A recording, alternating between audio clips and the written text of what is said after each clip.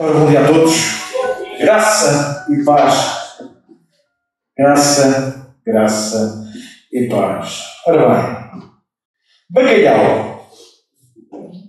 Rabanadas. Filhoses.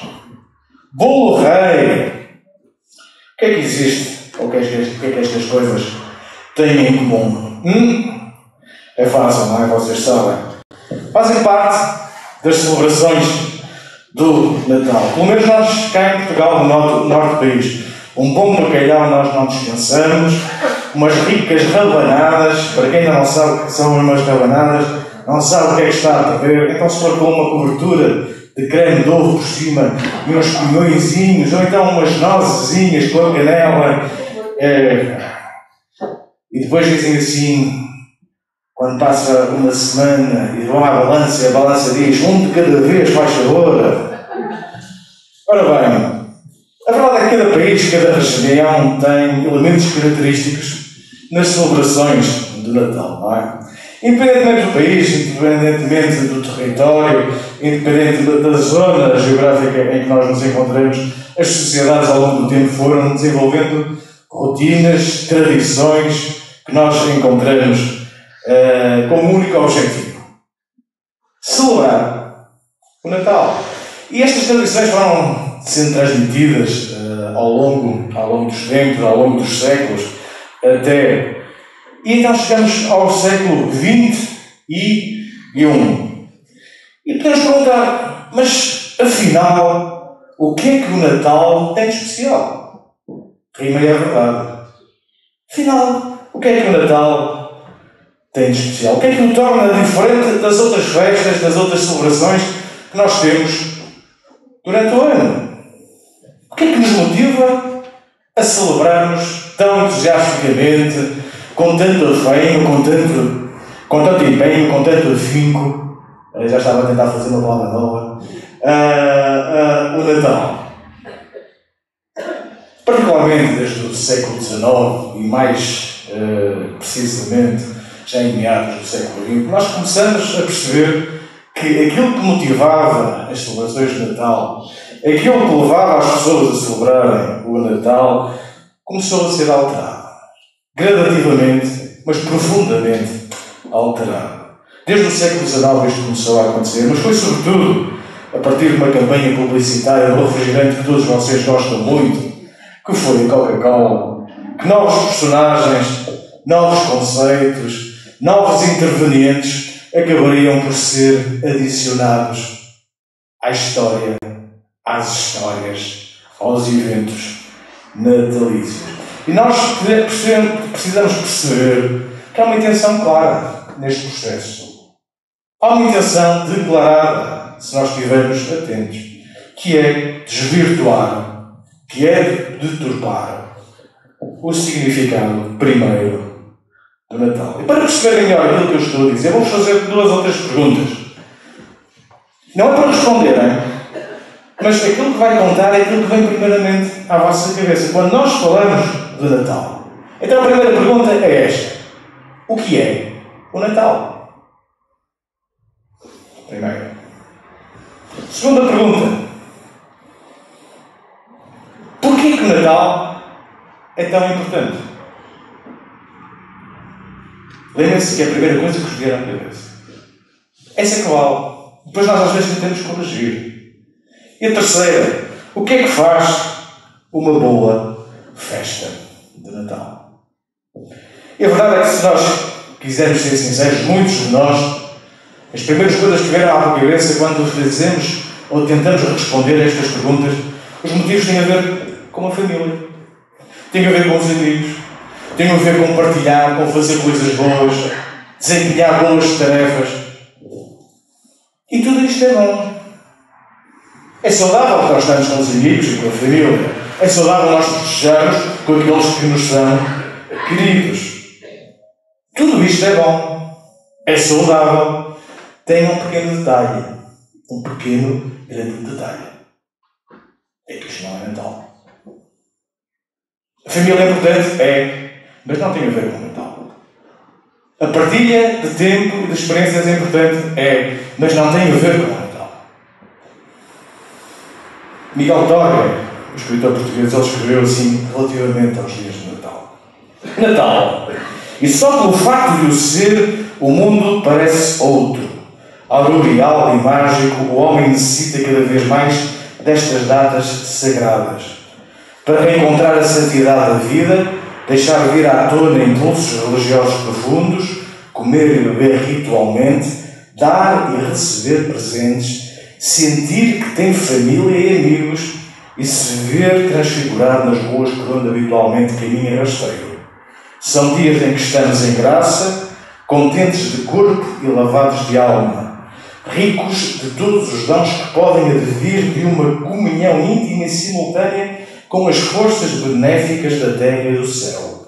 Dons capazes de fazer nascer num estábulo, miraculosamente, sem pai carnal, um Deus de amor e perdão contra os mais pertinentes argumentos da razão. É mais uma perspectiva sobre o Natal. Mais uma.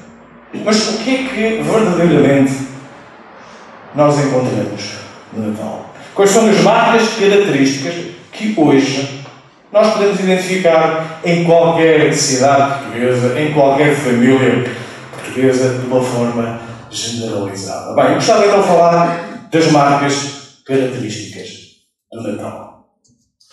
Estão comigo? Sim? Vamos então falar das marcas características. Mas para isso, antes de começarmos propriamente, temos que começar pela origem da palavra. Vocês sabem que eu valorizo muito o significado das palavras, porque só nós entendermos a sua definição é que nós podemos perceber aquilo que estamos a falar.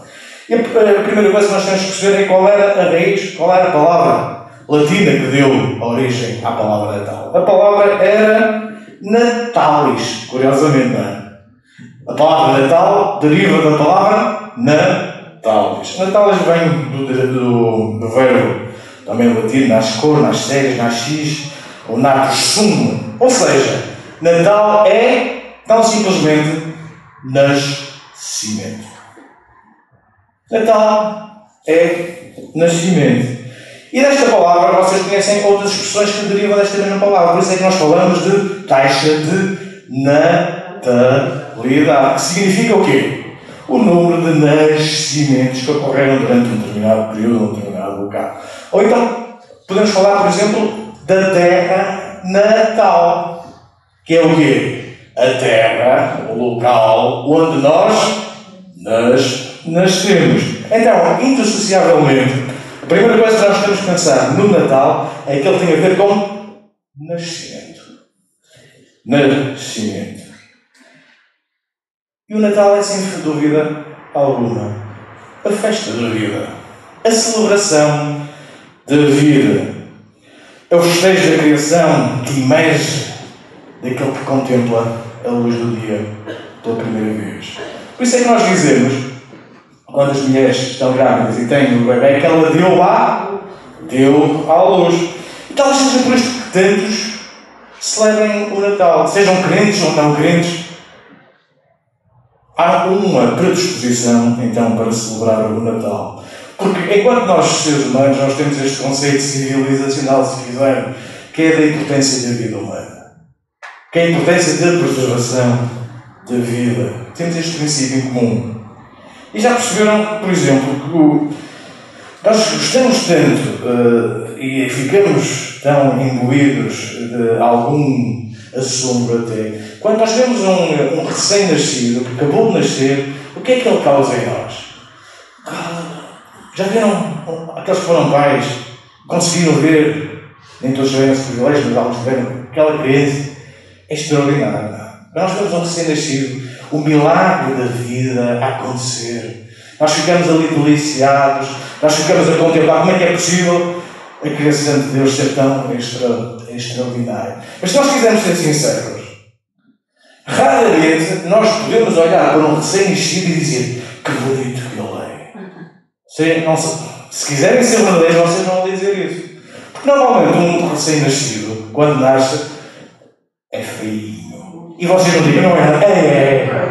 É feio. Ele vem todo envermelhado, ele vem todo enrugado, ele vem com as marcas do nascimento. É ele que não era. Mas sabem uma coisa? aquele bebê, aquele recém-nascido, pode não ser assim tão bonito, mas uma coisa ele é intensamente amado. Ele é profundamente amado. Isso nos revela uma coisa, é que não é preciso ser bonito para ser amado. Eu quero dizer que tu és amado. Podes não ser muito bonito e ainda te podes considerar um velho enrugado, ou recém-nascido, enrugado, avermelhado, cheio de com as mazelas, com a desproporcionalidade que o corpo tem de um bebê quando nasce, aquela cabeça enorme, barriga quase a fugir para um lado ou para o outro, ainda não está tudo acabado. Mas tu és intensamente amado. O nascimento de um bebê transforma-nos. Então, Natal, conforme já vimos, é vida. É a celebração da vida. Celebramos o valor da vida humana. Mas não deixa de ser curioso como a vida humana tantas vezes é posta em causa. Como o valor que nós atribuímos e prezamos da vida, ela é violentada. Não deixa de ser curioso como neste Natal, que nós hoje acabamos de celebrar há 2 dias atrás, já nos próximos dias de janeiro, a Assembleia da República vai estar a aprovar uma lei contrária à vida humana. A liberalização ou legalização da eutanásia está já aí. Quase que às nossas escondidas. Nós no Natal celebramos o nascimento, celebramos a vida em dezembro. Em janeiro nós estamos a legalizar a morte. E como é que é possível num país que celebra o Natal conforme nós celebramos? E em média, nos últimos anos, cerca de 15.000 abortos foram realizados. Celebramos a vida por um lado, definimos e estabelecemos leis de morte por outro. Estas 15.000 crianças, estes 15.000 bebés, nunca irão chegar a ter um Natal.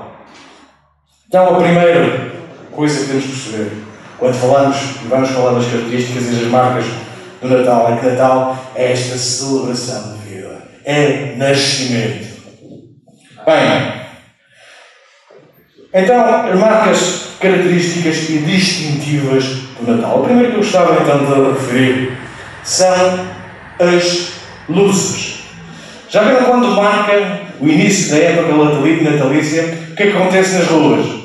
As ruas enchem-se de luzes, iluminações. As árvores de Natal são montadas, as luzes são colocadas. Para terem uma ideia, o ano passado, este ano não, mas o ano passado, lá na Avenida dos Aliados, lá no Porto, quando as luzes foram inauguradas, não sei se alguém esteve lá o ano passado, mas cerca de 100.000 pessoas se reuniram na Avenida dos Aliados só para ver uma coisa: as luzes a acender.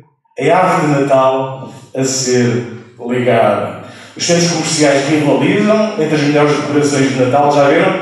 Se forem ali ao Gaia Shopping, tem uma árvore de Natal extraordinária, o Rádio tem outra, o Mars tem outra. Enfim, o Natal precisa de luz.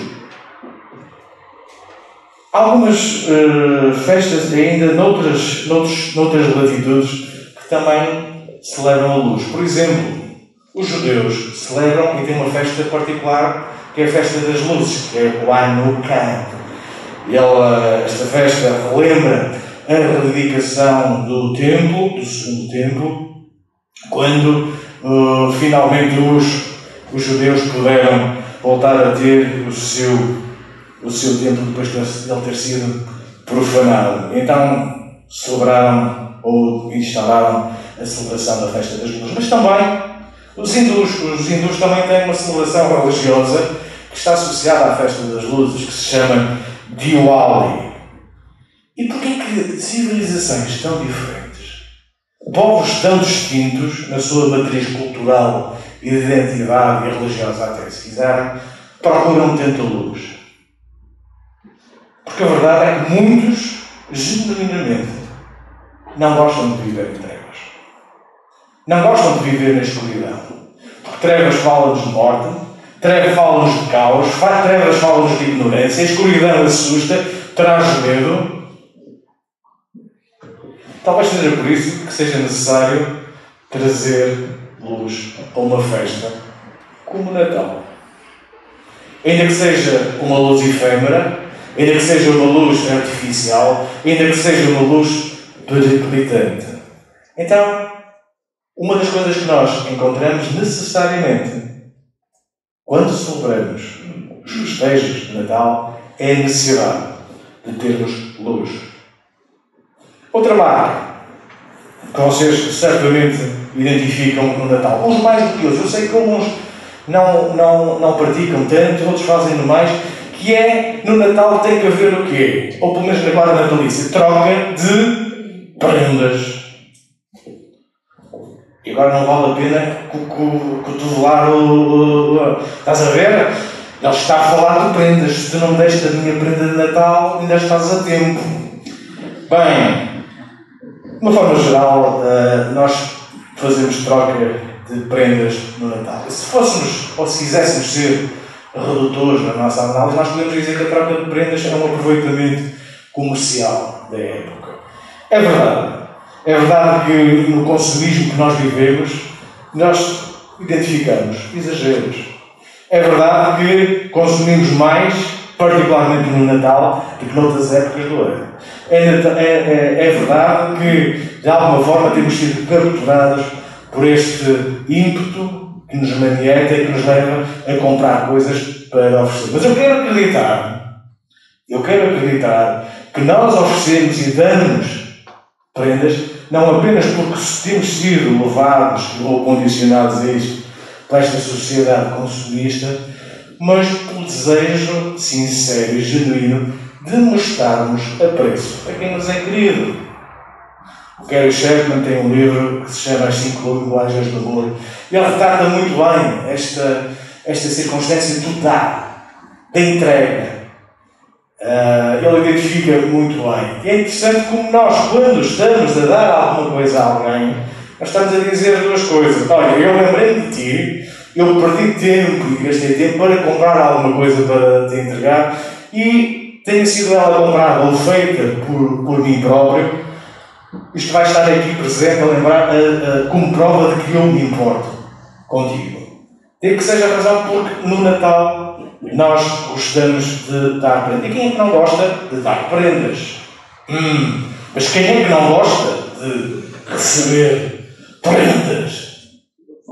E agora eu gostava de ver algum entusiasmo por parte da classe etária mais baixa, mas parece que eles já os conseguiram adormecer, entretanto. Bem, deixa-me contar uma história. Conta-se um rapaz, ele estava na rua e a passar, entretanto viu um senhor um caminhão a descarregar um carro novinho em folho, vermelho, como todos os carros de sonho têm que ser. Ele viu, olhou, ele ficou deslumbrado porque aquele era o carro de sonho da vida dele. Entretanto, chegou o dono do carro, ele percebeu que era o dono do carro. E o dono do carro olhou aquele rapaz e disse: olha, tu gostas desse carro? Gosto. Lá a perceber que ele gostava dele. É o meu carro de sonho, dizia ele. Aquele homem respondeu: olha, sabes, isto foi uma prenda do meu irmão. E os olhos ainda brilharam mais naquele rapaz. E ele vai e responde: quem me dera. E ele interrompe-o. O dono do carro interrompe-o e diz: quem te dera ter um irmão assim, não era? Não. Quem me dera ser um irmão assim. Quem não gosta de receber prendas? Quem não gosta de dar prendas? Então, falamos de luz, falamos de dar prendas e, obviamente, que uma das coisas que nós identificamos de uma forma generalizada é uma predisposição para sermos solidários, para sermos compassivos, para sermos generosos, particularmente nesta altura do ano. Não é por acaso que os peditórios das associações que dão algum apoio social centralizam muito dos seus donativos, a angariação de donativos, particularmente nesta fase, nesta quadra que nós atravessamos. Porque estamos mais dispostos a olhar para as necessidades dos outros, estamos mais predispostos a dar condições para que também aqueles que são menos favorecidos, também eles possam ter um motivo de gratidão. Também eles possam ter mais dignidade que, eventualmente, a condição de vida que eles atravessam, a vida lhes esteja a roubar. Já gestos de generosidade são bem-vindos. Gestos de solidariedade são bem-vindos.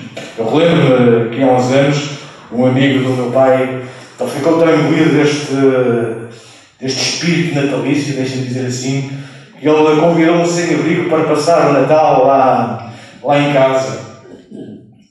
E aquele homem pôde ter o conforto de ter uma família no Natal.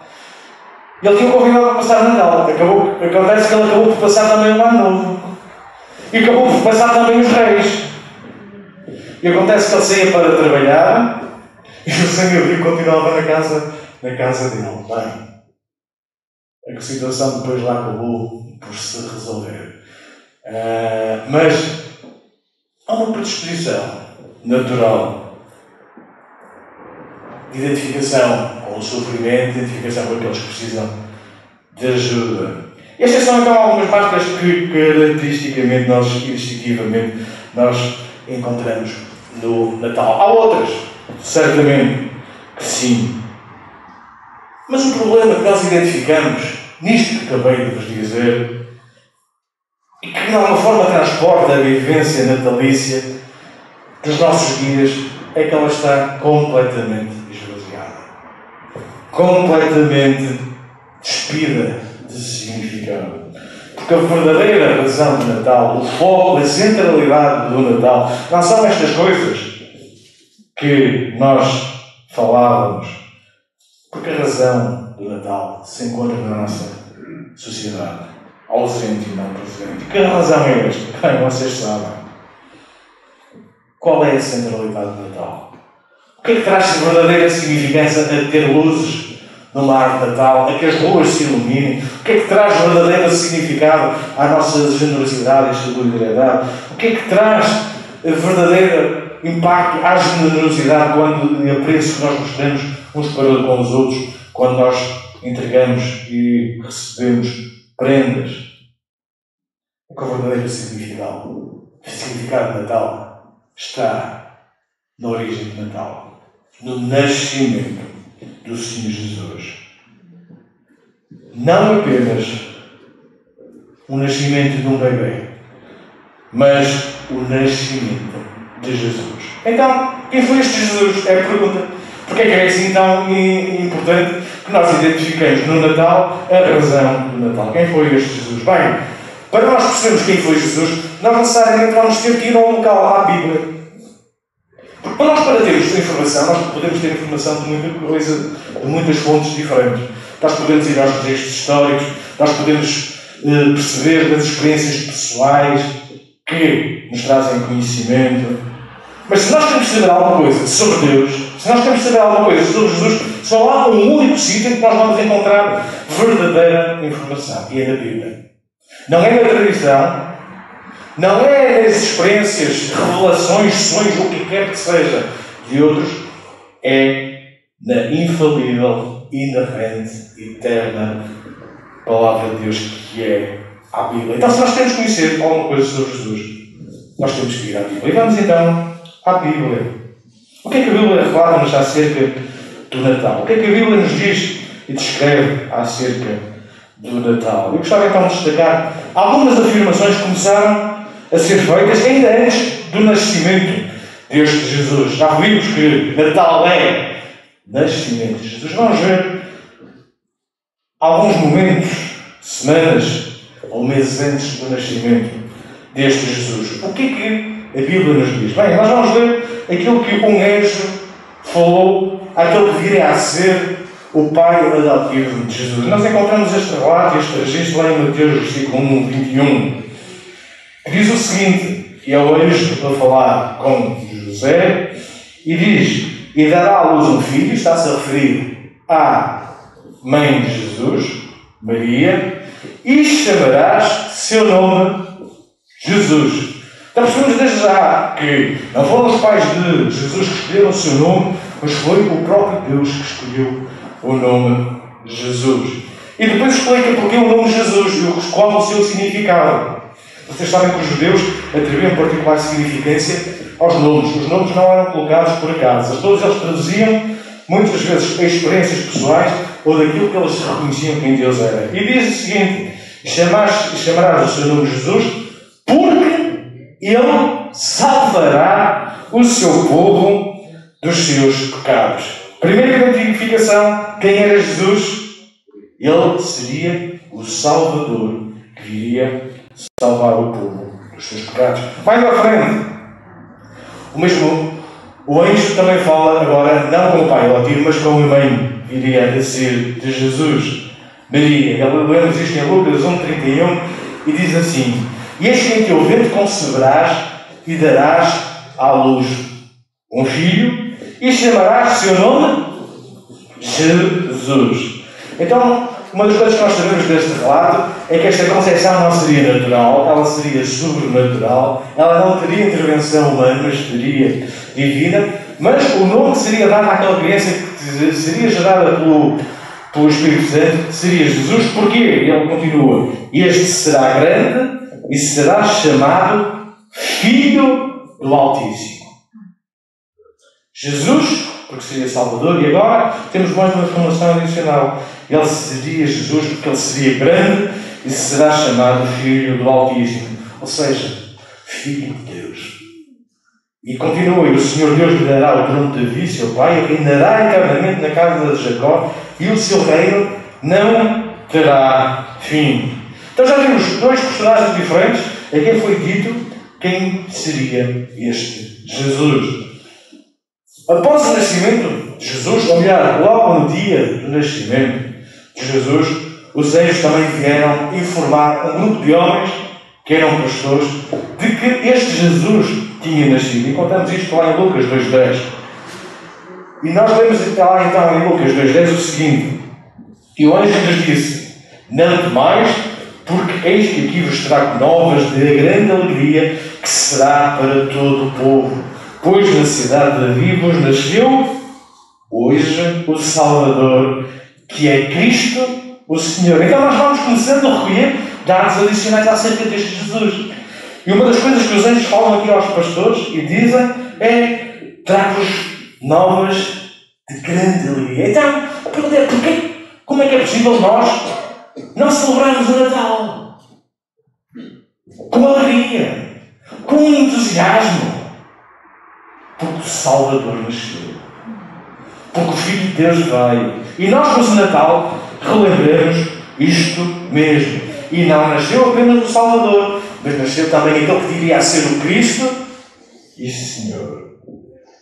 Então, no Natal, nós celebramos este Jesus que nasceu. Ele não seria apenas mais um bebê que veio ao mundo, não foi apenas porque nasceu de uma forma sobrenatural, mas ele viria cumprir o plano de Deus e ser o Salvador do mundo.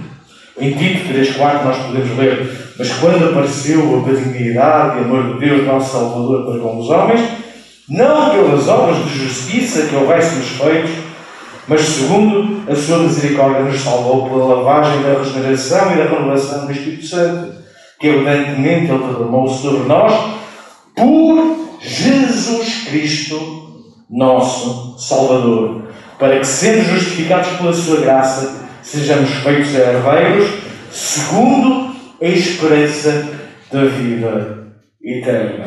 É este Natal que nós somos chamados a celebrar e a festejar, a celebrar com alegria o nascimento do nosso Salvador. E Jesus nasceu para que nós pudéssemos também nascer. Jesus nasceu para que nós pudéssemos ter um novo nascimento. E esta necessidade que Jesus, mais à frente, quando está a falar com um homem que representava de alguma forma as elites religiosas da altura, que era Nicodemos, quando Jesus diz que lhe é necessário nascer não daquilo que é material, não daquilo que é físico, não nascer da carne, não nascer do sangue, mas nascer do Espírito. Então, Jesus nasceu para que tu pudesses também nascer de novo, ter uma nova vida, ter um novo nascimento. Vimos então que o Natal não é apenas nascimento, mas é o nascimento de Jesus, que é o Salvador, que é o Filho de Deus e que nos dá a oportunidade de também nós voltarmos a nascer. A segunda coisa que nós falávamos era o quê? A primeira característica que falávamos era a existência de luz no Natal. Certo? Então vejamos agora o que a Bíblia nos diz acerca de luz e particularmente associada à vida do Senhor Jesus. E começou logo no seu nascimento, lá em Lucas, no capítulo 2 e 29. E vamos ler agora as palavras de um homem que se chamava Simeão. Simeão era um homem temente de Deus, ele já estava avançado em idade, e nós vemos como é importante que nós mantenhamos a nossa expectativa, a nossa fé, até ao fim dos nossos dias, porque foi no fim dos dias que este homem teve a revelação extraordinária da promessa de Deus e do seu cumprimento. Conforme nos dizia, ele tinha idade avançada, mas ele, 8 dias depois, quando Jesus vai com os pais levam Jesus ao templo, ele está lá e ele fica a conhecer Jesus, ele pega Jesus ao colo. É curioso, não é? Esta expressão, como Jesus foi levado ao colo. E em Lucas 2,29 diz o seguinte: estas são as palavras de Simeão. Agora, Senhor, despede-se em paz o teu servo segundo a tua palavra, pois já os meus olhos viram a tua salvação, a qual tu preparaste perante a face de todos os povos, luz para iluminar as nações e para a glória do teu povo, Israel. Em Mateus 4,16 nós poderíamos encontrar e ler: o povo que estava assentado em trevas viu uma grande luz, e aos que estavam assentados na região e sombra da morte, a luz raiou. Alguns anos mais à frente, o próprio Jesus fala de si próprio, lá em capítulo 8 de João. Ele diz: eu sou a luz do mundo, e quem me segue não andará mais em trevas, mas terá a luz da vida. E conforme vos dizia aqui há pouco atrás, nós sabemos que há muita gente que necessita e que procura luz. O problema é que procura e busca por luz nos sítios errados. Em luz que não é mais de uma falsa luz. E Jesus é o único que traz clareza, que traz luz, que traz direção à nossa vida. E se tu precisas de luz na tua vida, eu quero te dizer que em Cristo tu vais encontrar luz. Porque Ele é a luz. E se tu desejas luz, se tu não queres mais viver na escuridão, tu tens que voltar para Deus. Em João 3,19, na continuação daquela conversa que ele tem com o Nicodemos que eu vos falava, Jesus alerta para esta circunstância. E a condenação é esta: é que a luz veio ao mundo, ele está a falar dele próprio, e os homens amaram mais as trevas do que a luz, porque as suas obras eram más. Porque todo aquele que faz o mal odeia a luz e não vem para a luz, para que as suas obras não sejam reprovadas. Mas quem pratica a verdade vem para a luz, a fim de que as suas obras sejam manifestas, porque são feitas em Deus. Então, se queres estar em luz e viver em luz na claridade, tu tens que vir para Cristo. Terceira circunstância, ou melhor, uma, duas, segunda, terceira. Segunda, prendas que damos. Falávamos há pouco de que as prendas são uma linguagem, uma expressão de amor. E em Jesus nós vemos a expressão completa do amor de Deus por nós. O próprio Deus deu-nos a sua maior oferta que podíamos ter. Qual foi? O seu próprio Filho. O seu Filho único. Em Gálatas 4,4 nós lemos: mas vindo a plenitude dos tempos, Deus enviou o seu Filho, nascido de mulher, nascido sob a lei, para remir os que estavam debaixo da lei, a fim de recebermos a adoção de filhos. E em 1 João 4,9 diz: nisto se manifestou o amor de Deus para connosco, que Deus enviou o seu Filho unigênito ao mundo, para que por ele vivamos, e nisto está o amor, não em que nós tenhamos amado a Deus, mas em que Ele nos amou a nós e enviou o seu Filho para a propiciação pelos nossos pecados. Deus manifestou também o seu amor por nós na prenda e na oferta do Senhor Jesus. Então o Natal não é apenas uma história de anjos, de manjedoura, de pastores, de glória a Deus nas alturas, de nascimento virginal. O Natal é a implementação em concreto, a materialização do plano de salvação de Deus por cada um de nós. A humanidade de Jesus, a sua encarnação, tornou possível satisfazer a ira de Deus que requeria sobre nós. E agora, conforme vos dizia, nós podemos não mais estar subjugados ou debaixo de condenação, mas viver uma vida nova. O justo que viria a ser morto, o justo que deu a vida pelos injustos. O Filho de Deus que em tudo foi tentado, que em tudo sofreu, mas que não pecou. E na primeira carta, escrita pelo apóstolo Pedro, no capítulo 2 e 22, nós podemos ler o relato acerca do Senhor Jesus, o qual não cometeu pecado, e na sua boca sem seu engano, o qual, quando injuriava, não injuriava e quando padecia, não ameaçava, mas entregava-se àquele que julga justamente, levando ele mesmo em seu corpo os nossos pecados sobre o madeiro, para que, mortos para os pecados, pudéssemos viver para a justiça, e pelas suas feridas fostes sanados. Luz, prendas e atos de generosidade. Quando nós falamos de atos de generosidade e solidariedade, aquilo que a Bíblia descreve é, numa palavra, amor ao próximo. Talvez tu não saibas muito sobre a Bíblia, não saibas muito sobre Deus, mas a verdade é que a realidade que transparece e a verdade que transparece ao mundo toda a Bíblia, ela se reduz em duas frases. E isto é simples, mas de uma verdade profunda. Amar a Deus sobre todas as coisas. E ao próximo, como a ti mesmo. Então, no Natal, nós vemos esta expressão também. O amor ao próximo. E a vida do Senhor Jesus relata tudo isto. Nós lemos lá em Lucas 4,18, o próprio Jesus a falar sobre si mesmo. O Espírito do Senhor está sobre mim, pois que me ungiu para evangelizar os povos, enviou-me a curar os contritos de coração, a proclamar liberdade aos cativos e a restauração da vista aos cegos, e a pôr em liberdade aos oprimidos, a anunciar o plano aceitável do Senhor. Eu vou terminar, porque o tempo já voou. Nós estamos a chegar ao final do ano. Um ano muito diferente para muitos de nós. Eu gosto de pensar que o ano 2020 não foi um ano para mim.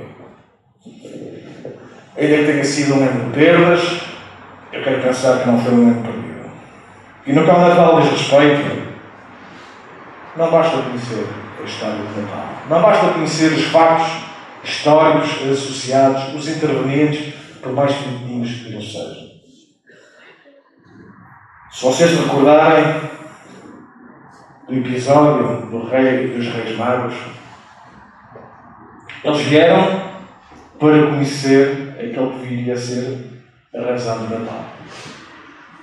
Eles não conheciam muito de Jesus, eles não conheciam muito acerca do Natal, mas uma coisa nós sabemos, que eles foram à procura.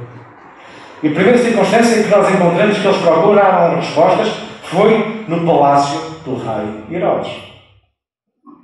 E quando lhes é colocada a pergunta, houve respostas. Havia gente que sabia tudo sobre o Natal. Eles sabiam onde é que o menino iria nascer, sabiam em que circunstâncias iam acontecer, mas eu deveria dizer que eles sabiam tudo o que havia para saber sobre o Natal. Mas sabem o que é que eles fizeram? Aqueles religiosos, aqueles escribas, que tinham o conhecimento do que era o Natal, não fizeram nada. Porventura, aqueles que não sabiam nada sobre o Natal continuaram e insistiram a conhecer até o momento em que encontraram e estiveram na presença daquele que é a razão do Natal, que é Jesus. E a questão é esta: o que é que tu vais fazer Tu vais fazer como aos Reis Magos, que não sabendo muito sobre Natal, mas não descansaram até encontrarem a Jesus? Ou vais ficar com o teu conhecimento de quem sabe tudo, mas que está ausente, está longe da presença deste Jesus? Decisão é tua. E o meu desejo, a minha oração e o meu voto de Natal para ti é que tu não descanses enquanto não encontrares a razão do Natal na tua vida. Não fiques indiferente ao amor de Deus neste Natal. E dá espaço para que o verdadeiro Natal aconteça na tua vida. E então possas experimentar a boa vontade de Deus para contigo. Que Deus te abençoe.